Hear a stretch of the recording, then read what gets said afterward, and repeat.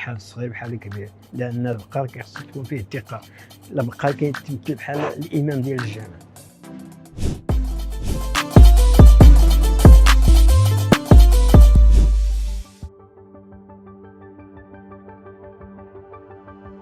أنا سميتني أكونزا إبراهيم، كنمارس هاد التجارة من صغري، لأن كان با حتى هو شاد هاد الحرفة، ولكن تاجر في الأسواق.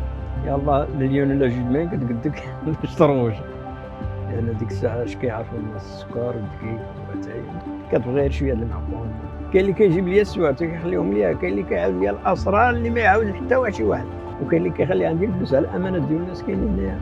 ولكن راه كبرنا الأجيال هنايا، راه ماشي وحتى مالين تاروزان حتى الدراوش كنستافدوا منه بحال كان ديالنا، عندنا الفلوس كنجيو نتقداو، ما عندناش الفلوس كنجيو نتقداو. اي حاجه جيتي كتلقاها وقريبه بعدا للدار، ماشي بحال كتجيب بلاصه تمشي تجيبها. دايرين فيه الثقه، وداك الشيء تدير لولادنا تنعرفوا واش تدو عنده. وبيعوا الشري مع الناس بالمعقول. السلام عليكم.